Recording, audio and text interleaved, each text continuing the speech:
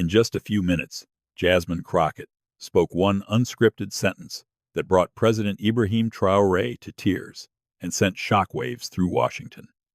She wasn't there to flatter. She was there to confront a brutal truth that U.S. aid to Africa often comes with conditions. Jasmine looked straight into the camera and shattered decades of Western double standards. Africa doesn't need saving. It needs to be heard, she said. What did she say that united millions and enraged political elites? And why is America still trying to bury her words? Stay with us. This is a story worth every second of your time. Before we go deeper into this story, take a second and hit that subscribe button. Give this video a like and let us know where you're watching from. I'm curious to know how far these stories travel. The morning sun burned fierce over the presidential palace, sending waves of heat rippling across the weathered courtyard stones. Inside his private study, President Ibrahim Traoré paced like a caged lion, his simple cotton tunic clinging to his back, dampened by the sweat of another sleepless night. His mind raced through the maze of foreign policy traps that seemed to arrive disguised as generosity, wrapped in the language of partnership, but carrying the weight of chains. On the worn wooden desk sat a folder marked Urgent. Inside, a single note from his foreign ministry informed him of a scheduled video call at 10:15 in the morning with United States Representative Jasmine Crockett. No context, no briefing packet, just a name floating in the silence of bureaucratic shorthand. Traoré's jaw tightened as he studied the paper. He recognized the strategy immediately. A black congresswoman, likely dispatched to soften the blow, to create the illusion of understanding while pressing the same imperial demands his nation had endured for generations. Different messenger, same message. New face, old game. Another mask, he murmured to himself, tossing the folder back onto the desk. Another performance of concern. His chief advisor, Minister Diallo, entered the study without announcement. A tablet pressed against his chest, and one eyebrow already arched with skepticism. He had served the president long enough to read the tension in the room before a single word was spoken. "Sir, the Americans have classified this as a soft diplomatic engagement," Diallo reported, scrolling through the briefing notes. "Listed under agricultural cooperation. Nothing strategic. Just optics." Traoré turned slowly, his eyes carrying the weight of 1,000 broken promises. "Optics," he repeated, letting the word hang in the air like smoke. "That's what colonialism wears in the 21st century. It arrives in smiles. It hides in memos. It speaks in the language of friendship while it picks your pocket clean." He moved toward the window, gazing out at the city beyond the palace walls, a capital struggling to rise from decades of foreign interference and imposed poverty. His people deserved better than another carefully choreographed conversation, designed to look like progress while preserving the status quo. "Set the camera in the study," he instructed, his voice dropping to something harder, more resolute. "No media presence, no advisors in the frame.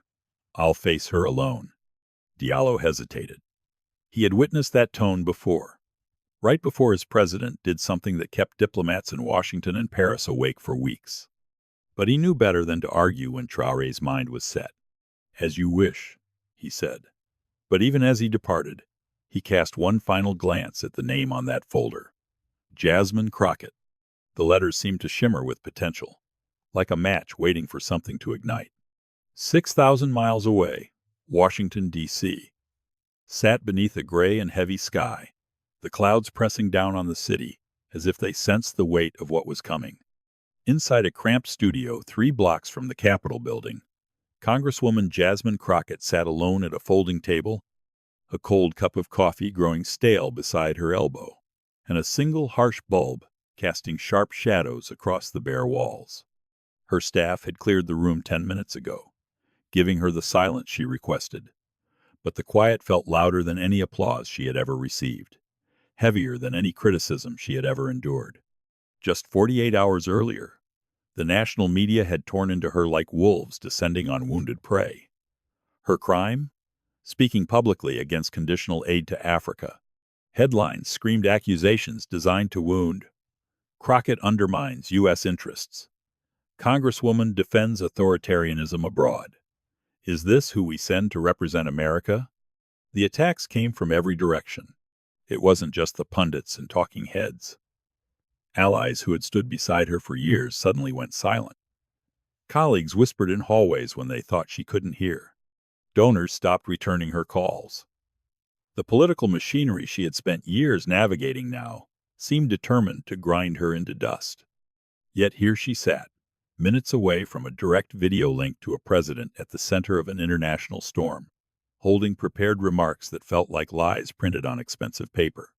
Jasmine stared at the stack of notes in front of her. Every word had been polished by committees, approved by diplomats, and drained of anything resembling truth. Economic collaboration, agricultural advancement, strategic dialogue. The phrases sat on the page like corpses dressed for a funeral, lifeless and hollow. Her fingers traced the edge of the first page. She could read these words. She could play the game the way she had been taught. She could survive another news cycle and live to fight another day. But survival had never been her purpose. Slowly, deliberately, she pushed the entire stack aside. "I'm not here to lie for anyone's comfort," she whispered to herself, her voice barely audible but carved from steel. "I'm not here to protect systems that never protected me." She rose from her chair and adjusted her blazer, then caught her own reflection in the dark screen of the dormant monitor. Behind those eyes burned the accumulated fury of 1,000 dismissals, 1,000 moments when being right hadn't been enough because she wasn't white, wasn't safe, wasn't silent. The world expected her to fold under the pressure. They anticipated another apology tour, another retreat into political safety. Instead, she was about to set something on fire. The screen blinked awake with a soft electronic tone, but the tension arrived like a drumbeat echoing through both rooms simultaneously. On one side of the digital divide sat President Traoré behind his weathered desk, natural light from the tall windows casting long shadows across the room. His face remained still, sharp, deliberately unreadable, the practiced expression of a leader, accustomed to being studied rather than surprised. Behind him stood a quiet line of aides, one clutching a folder of policy notes, another making final adjustments to the translator's headset. The protocol officer gave a subtle nod, signaling that the meeting had officially begun. The cameras were recording. History, whether anyone realized it yet, had started taking notes.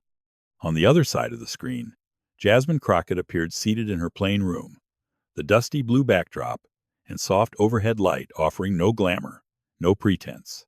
She didn't look rehearsed or polished. She looked ready. Her hands were folded neatly on the table, but her eyes carried something deeper, the steady pressure of a woman who had been underestimated by too many rooms like this one throughout her entire career. A staff voice broke the initial silence. "Congresswoman Crockett, the floor is yours." Jasmine offered a polite smile, respectful but devoid of warmth, and reached toward the stack of printed remarks still positioned in front of her. For half a second, it appeared she might follow the expected script. Her fingers touched the edge of the first page, hovering there like a decision waiting to be made. Then, calmly, almost gently, she slid the entire stack to the side. The camera caught every motion. One of Traoré's aides stiffened visibly. The translator hesitated, uncertain whether he had missed something. But Jasmine's expression remained unchanged as she looked straight into the camera and began to speak. "Mr. President," she said, her voice low, firm, and so steady it demanded attention. "I was given prepared remarks for today, safe words, diplomatic phrases, the usual performance." She paused, just long enough to make clear she was choosing a different path entirely. "But I'm not going to read them, because those words weren't written for you. They were written to keep things comfortable for people back home." Her gaze never wavered from the camera lens. "I believe you deserve more than that. And I believe the people watching deserve more than that too." The rooms on both sides of the screen froze, not in confusion, but in recognition. Something unscripted was happening. In the careful world of international diplomacy, that was the equivalent of setting off a flare in the middle of a minefield. The protocol officer lowered his pen. The translator cleared his throat but said nothing. Jasmine continued, not louder but deeper, her voice cutting through the silence like a blade. I know I was supposed to talk about trade agreements and aid packages today, but I think we've had enough speeches that say nothing.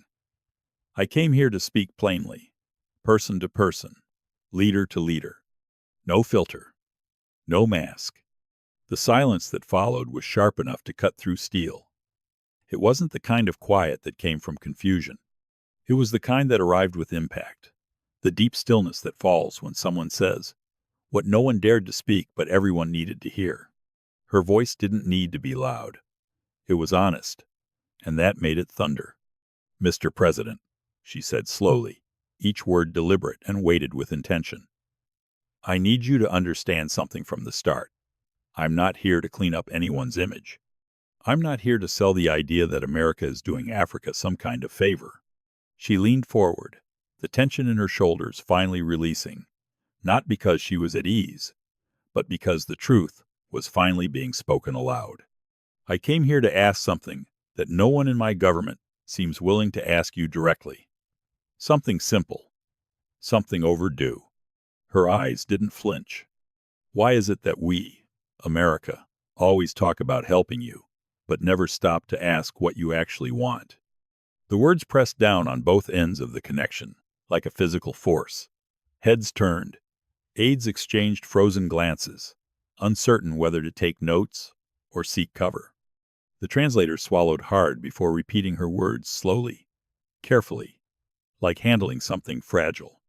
We love to talk about aid packages and partnerships, but too often what we're offering isn't really partnership. It's control painted over with the brush of generosity. We attach strings. We demand conditions. We tell you how to spend it, who to work with, what to allow, and what to refuse. That's not support. That's manipulation. Her jaw tightened. And then we wonder why the trust between our nations feels so thin. Jasmine wasn't delivering a speech anymore. She was delivering a reckoning. The silence still clung to every corner of the screen, but Jasmine was far from finished. She inhaled, slowly, as if pulling the weight of history into her lungs, and then began again, not with anger, but with a steady fire that burned hotter than rage. I didn't walk into this meeting blind, Mr. President, she said, her voice calm but unmistakably fierce. I didn't just read the one-page summary they handed me this morning. I didn't memorize a few facts so I could sound informed for the camera.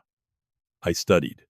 Her hands opened slightly on the desk, as if laying something sacred down before them both. I stayed up reading stories about your people, your land, your struggle, not because I had to, but because I needed to. Because the first time I saw your name in a headline, you weren't being praised. You were being ridiculed, labeled as reckless, dangerous, a threat to stability. She scoffed quietly, letting the absurdity of those accusations settle. But whose stability were they really talking about? She paused, letting the question sting before answering it herself. Because the more I read, the clearer it became. You were doing something rare. You were saying no. Her voice tightened with purpose. You said no to international loans dressed up as generosity. No to the kind of aid that shows up with a smile and a contract written in chains. No to the idea that Africa should be grateful to receive what it never asked for in the first place. If you were standing in President Traoré's shoes right now, hearing an American official speak these truths for the first time in your life, what would you feel? Let me know in the comments below. Jasmine's tone shifted, growing lower, more reverent as she moved deeper into history. And then I found myself falling into the story of a man your people still whisper about, with both sorrow and pride. Thomas Sankara. The name seemed to ripple through the air like a stone dropped in still water. He didn't just speak of freedom, he lived it. He made his cabinet drive second-hand cars. He banned government perks. He planted trees to fight desertification, when others were planting deals to collect bribes. He told the world, "We must dare to invent the future." She let those words breathe for a moment, And for that, he was silenced, assassinated, not just by bullets, but by the fear he triggered in those who profited from African silence. The words came slower now, heavier with each syllable. So when I saw you, Mr. President, standing in that same tradition, refusing to bow, refusing to trade your people's dignity for foreign approval, I felt something I hadn't felt watching politics in a very long time. She paused. I felt hope. Mr. President, she said, her tone dropping into something sharper, something almost defiant. You've done what too many of our leaders, my leaders, don't have the courage to do. She didn't blink. You chose people over profit, dignity over dollars.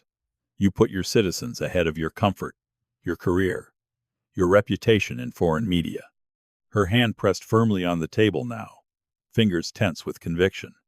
And for that, they call you unstable. For that, they warn us not to get too close. She leaned in, voice steady but rising like a tide. But what if the real instability is leadership that's too afraid to make that same choice? Across the screen, something changed in Ibrahim Traoré. The man who had sat like carved stone since the connection began slowly leaned forward. It wasn't dramatic, just enough to reveal that he was no longer listening like a politician analyzing threats. He was listening like a man hearing something he hadn't dared to hope for. You reminded me what leadership is supposed to look like. And it doesn't look like power. It looks like sacrifice. And just when it seemed she had said the boldest thing anyone on that call had ever heard, Jasmine stopped, not because she was unsure, but because the moment demanded silence before truth. She inhaled once, held it, then released the words like a blade loosed from its sheath. Africa doesn't need saving. Africa needs to be heard. The sentence fell like stone into still water, sinking deep with a gravity no one could deny. The translator blinked, visibly startled.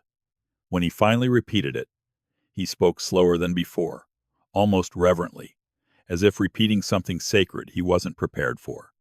Around President Traoré, tension rippled like a wave under glass. Advisors exchanged alarmed looks, eyes wide, lips pressed tight. One reached for his tablet, already imagining headlines. But everyone could feel it. This is going to explode. Then, in the eye of that quiet storm, the only movement came from the president himself. Slowly, Ibrahim Traoré's hands curled into fists. Not with rage, with something far more dangerous to those in power. Truth that had finally found its mark. His jaw tightened. His shoulders drew back. He didn't speak, didn't blink, but his eyes told the story. Tears began to form. He blinked once, slow, uncertain. And then another tear welled up, pushed forward not by emotion alone, but by memory, by fatigue, by the echo of years spent fighting to be seen as something other than a recipient, a subordinate, a footnote in someone else's narrative. And now, across an ocean, a single woman had said aloud what no ally, no donor, no diplomat had ever dared. One tear slid down his cheek, carving a quiet path through the hardened surface of a man known for military strength and political defiance. In front of his entire team, in front of the world, the president wept. Not in weakness, not in shame, but in the rare, sacred grief of a man who had fought every day to prove his people's worth. And finally, someone had said they mattered. No one moved. No one dared speak. It was as if the call had transformed from a diplomatic exchange into something closer to holy. Jasmine didn't interrupt. She didn't fill the space. She let it breathe, because she knew this wasn't the moment for more words. This was the moment truth had landed. But no silence lasts forever. As the final frame of the video call faded to black, Jasmine Crockett's calm defiance gave way to a tidal wave of fury across the American political landscape.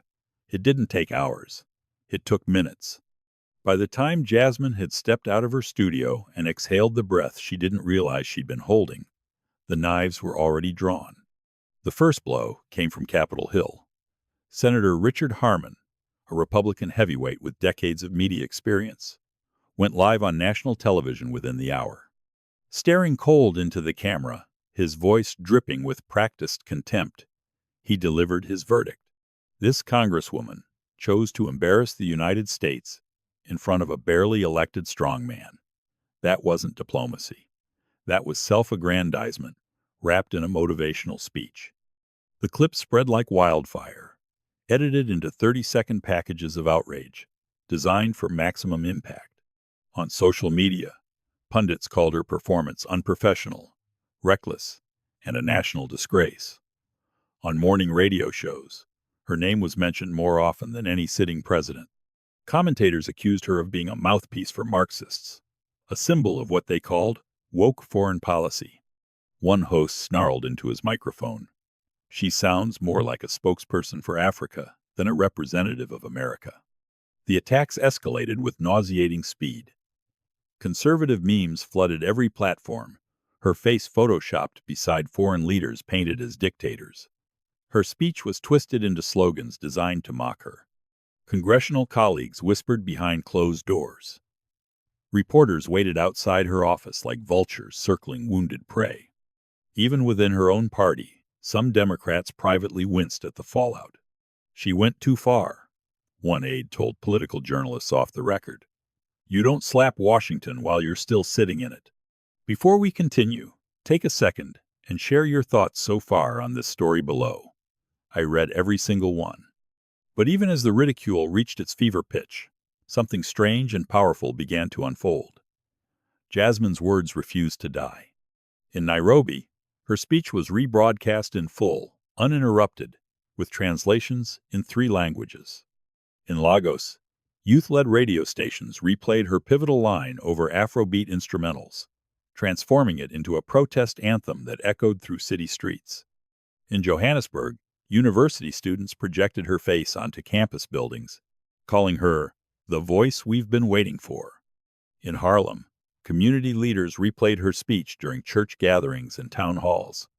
The clip reached neighborhood barbershops in Atlanta, high schools in Baltimore, community centers across the American South.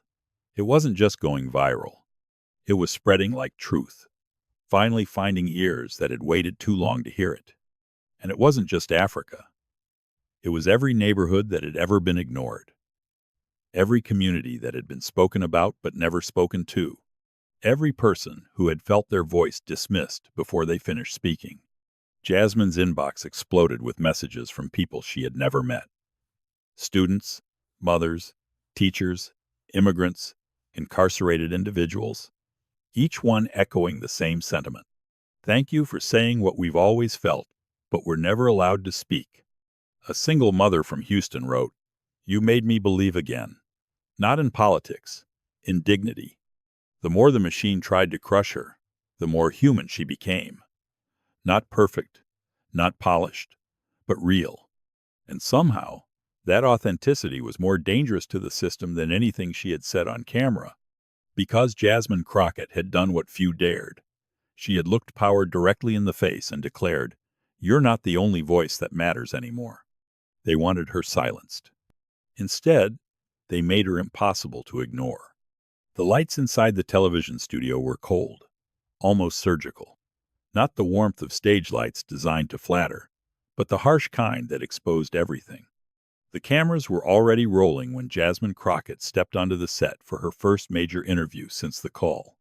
She adjusted her microphone herself. No handler, no fuss, just her, a chair, and the unmistakable composure of someone walking into a lion's den and refusing to flinch. Across the table sat the host, polished, practiced, and perfectly rehearsed. He wasn't there to learn. He was there to corner. "Congresswoman Crockett," the host began with a saccharine tone, "if you could go back, knowing all the backlash your words would cause, would you still say them?" Jasmine didn't smile, didn't blink.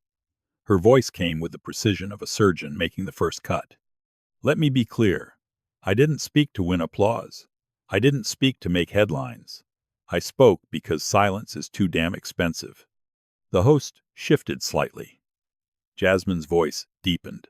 "I praised President Traoré because, in a world drowning in ego, he chose something rare.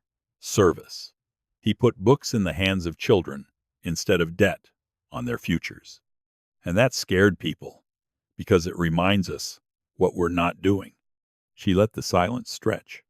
If people are uncomfortable with what I said, maybe the real discomfort isn't about my words. Maybe it's about the mirror those words hold up. The tension was electric. The crew behind the cameras stopped moving. "You asked me if I'd do it again," she said. "And the answer is yes, every single time. Because telling the truth about dignity shouldn't be a career risk. It should be the job." The segment aired uncut. Within an hour, it had been shared over 4 million times. While Jasmine weathered the storm in Washington, something quieter was unfolding on another continent, something no camera crew followed, no headline chased, but something just as explosive in the soul of a nation. President Ibrahim Traoré didn't notify his ministers. He didn't call his press secretary. He left no public itinerary, just a hushed word to his driver. "Take me to Timbala, a remote village in the southeast, known not for politics but for millet fields, cracked roads, and people who understood dignity not as an abstract concept, but as a daily necessity for survival."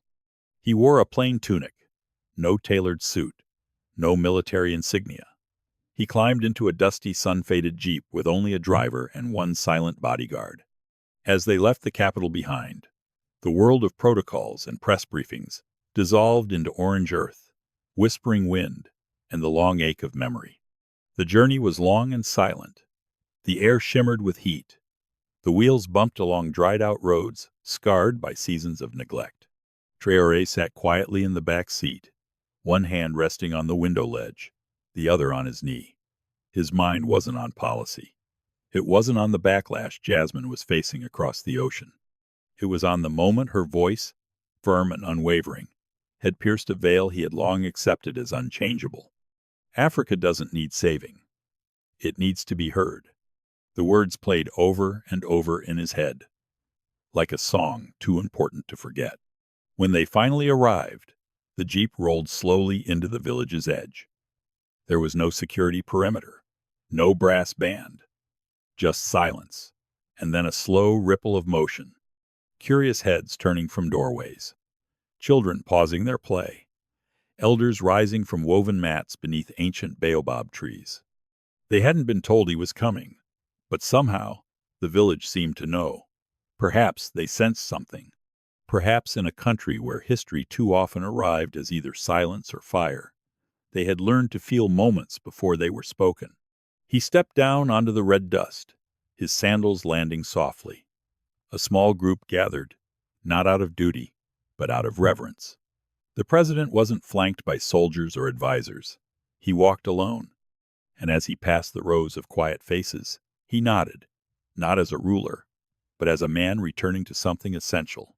From among the crowd, a child stepped forward. He was small, no older than 7 or 8, barefoot, with a shirt too large for his frame and eyes that held no fear. His name was Kofi. In his hands, wrapped in a piece of faded cloth, was a small wooden object, its corners poking out just enough to reveal it had been carved by hand. The crowd parted instinctively, as if they understood the gravity of the gesture without needing explanation. Kofi walked slowly, deliberately, until he stood directly in front of the president. For a long moment, they simply looked at each other. One man who carried the weight of a country. One boy, too young to understand politics, but wise enough to feel truth. Then, silently, the boy extended the bundle. Traoré bent down, not with ceremony, but with something deeper. His knees met the dirt. He unwrapped the cloth gently, and there in his palm sat a small wooden sculpture. 2 figures, one large, one small, holding hands, and beneath them 5 words, carved with patient care. Kindness unites the world. The president's hands began to tremble, not from cold, not from weakness, but from something far more ancient, the overwhelming force of being truly seen. He read the words again, tracing each letter with his thumb. 5 simple words carved by hands too young to understand their weight, but old enough to sense their necessity. And then, The man who had stood defiant before international cameras, who had challenged global institutions without flinching, who had refused to bow when every power in the world demanded submission, let himself do something he hadn't allowed in years. He cried.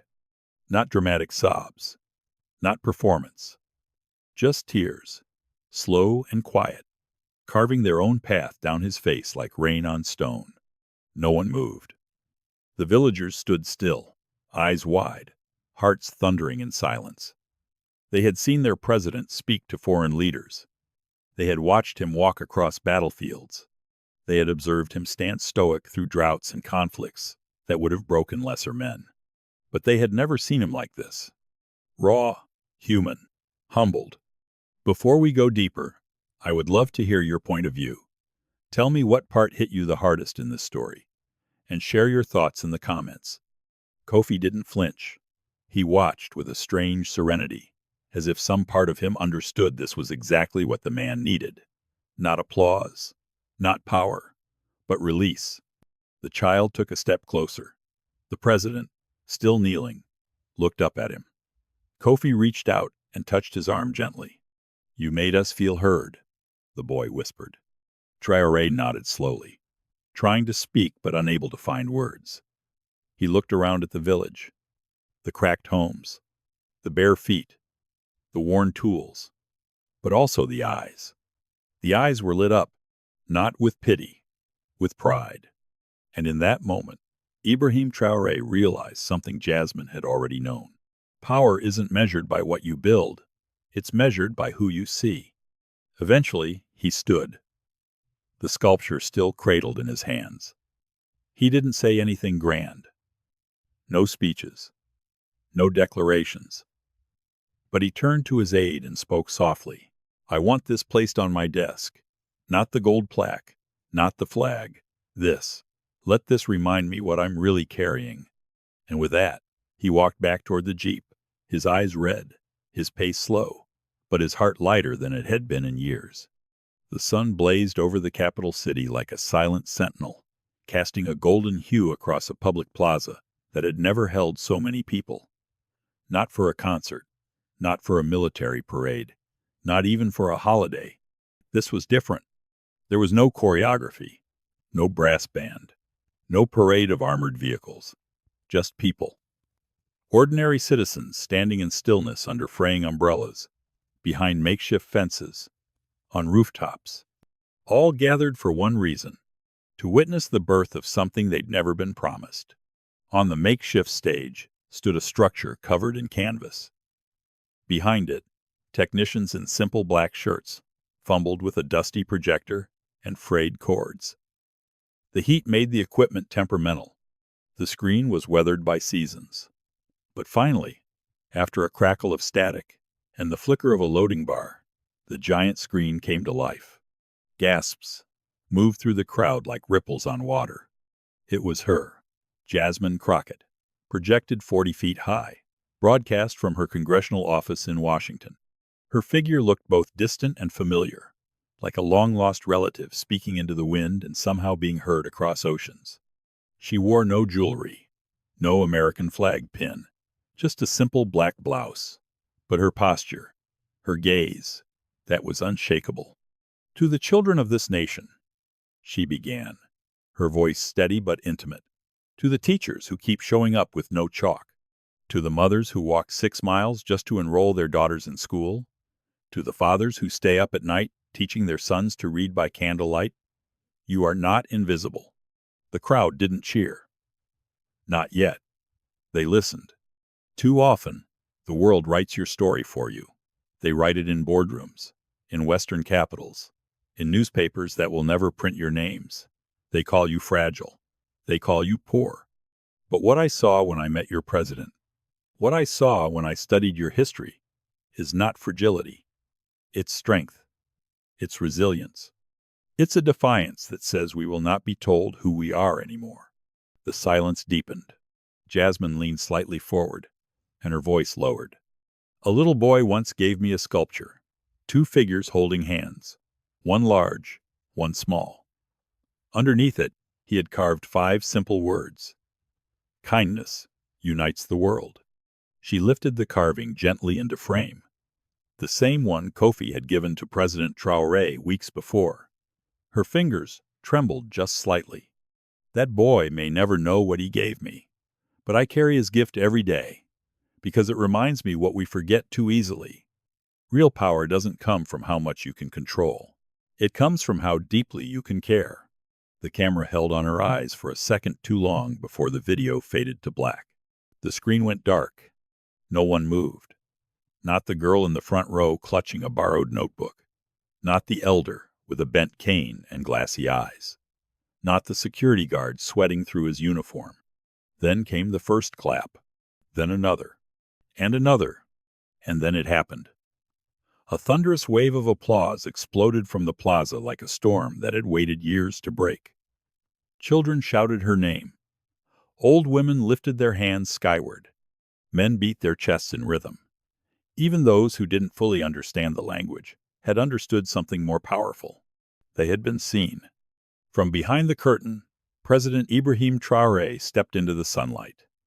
There was no teleprompter, no red carpet, no bodyguards flanking him. Just a man in a hand-woven tunic, his face carved with quiet disbelief. He didn't rush. He didn't wave. He walked slowly to the podium, letting the applause fill the space between his steps. And then he spoke. "She did not bring us promises," he said, voice husky with emotion. "She did not come offering contracts. She did not speak to us as if we were her students. She did not speak down to us." He paused, his eyes scanning the rows of children at the front. His gaze settled on a girl in a purple head wrap, no older than 10, perched on her father's shoulders. "She did something more dangerous," he said softly. She listened. A hush fell over the crowd. Not from confusion, from reverence. She reminded the world that we do not need pity. We do not need to be saved. We do not need more signatures on papers written in languages we do not speak. He stepped away from the microphone now, almost speaking to himself. We need to be heard. Think about the children in your own life. What would it mean for them to see leadership modeled with compassion instead of cruelty? Share your reflections below. In a weathered classroom, where light spilled through slats in the wall, a girl named Aminata sat on the far end of a splintered bench. Her knees pressed tightly together. Her lips moved silently as she rehearsed her handwriting. The air was thick with dust, and the quiet shuffle of other students tracing letters into worn pages. There was no air conditioning, no digital screens, no glass windows, only hope pressed into the margins of old wood and thin paper. The notebook she held was still stiff from newness, the kind of new that makes children afraid to ruin it. But today, she wasn't afraid. Today, she was determined. Her pencil, already dulled to half its size, carved out each word like it mattered more than breath. "One day I will be a teacher like the president." She paused after the final word, staring at it as though it had appeared by magic. And in a way, it had. Just weeks ago, she didn't know the president's name. Now she saw his image on posters near the market, not in a military uniform or hidden behind armored glass, but walking with children, shaking hands, visiting clinics. He smiled like any father, not like a ruler. And when the teacher asked the class who they wanted to become, Aminata didn't hesitate. For the first time, her answer wasn't nurse or mother or, "I don't know." It was leader. Not because someone told her to say it, but because she had seen it done with kindness. Aminata raised her hand. The teacher, startled from her thoughts, nodded. She stood, cleared her throat, and read her sentence aloud. Her voice was steady and strong for a girl her age. "When I grow up, I want to be a teacher, like the president." The room fell silent. Even the usual whispers stopped. Not because the sentence was strange, but because it wasn't. It made sense now. For the first time, her dream belonged. The other students clapped, not mechanically, but with genuine joy. Some laughed shyly. Others glanced at their own notebooks, wondering what they might write next. The boy sitting beside her leaned in and asked if she thought boys could become presidents who cared too. She nodded without hesitation. If they listened first, she said. The world hadn't changed with legislation. It hadn't changed with speeches alone. It had changed when a little girl in a forgotten village believed she was seen and knew that her voice might matter. Not someday, but now. One pundit accused Jasmine of being more loyal to another country than to America. They tried to paint her as a traitor, but they missed something vital. She wasn't speaking for another country. She was speaking for another future. And that future, they couldn't stop it, because it had already begun. It began the moment Kofi handed President Traoré a wooden sculpture made by his own small hands. 2 figures holding hands, one big, one small, and beneath it, 5 words that would ripple across continents. Kindness unites the world. In that single object, carved not by power but by innocence, the world saw something no policy paper had ever captured. The humanity that exists beneath politics. The raw beauty of being seen. And suddenly, what Jasmine said didn't feel radical anymore. It felt obvious. It felt overdue. Across Africa, the phrase began appearing on murals, chalkboards, and signs at youth marches. In America, it showed up on protest posters, in spoken word poems, in church sermons. Kindness unites the world became more than a phrase. It became a North Star. Back in his capital, President Traoré sat alone in his private study. No cameras, no speeches, just him and the sculpture on his desk. He ran his fingers across the words again. Not as a president, but as a man. A man who had made mistakes, who had chosen hard roads, who had risked comfort for the kind of change that doesn't fit in headlines. And as he stared out the window at his country, poor in wealth but rich in heart, he whispered to no one, "We did it." And he was right. Not because everything had changed, but because someone had finally said what needed to be said, and because someone else had listened. That's how change begins. It doesn't arrive in thunder. It doesn't scream through microphones. It starts in moments like this. A sentence spoken in defiance. A tear shed in quiet. A sculpture handed to a man who didn't expect to cry. A child believing her dreams belong in the world. And most of all, in the belief, however small, that the future can be different if we choose to hear one another. So, what is the lesson? This: when dignity is no longer an afterthought, when we center it, protect it, live it, everything changes. Governments don't collapse, they evolve. Communities don't weaken, they rise. Children don't stay silent, they dream. And nations don't conquer, they listen. Because in the end, history doesn't remember those who shouted the loudest. It remembers those who spoke the clearest truth and paid the price for it. Jasmine Crockett did. So did Ibrahim Traoré. And so now must we. If history begins with a whisper, then what happens next depends on what we do after the silence. The story doesn't end with applause or a quote carved into wood. It continues only if we choose to carry its weight. If we turn belief into action and conviction into movement. This is the moment to decide. Not tomorrow, not when the next election comes, not when it's safe.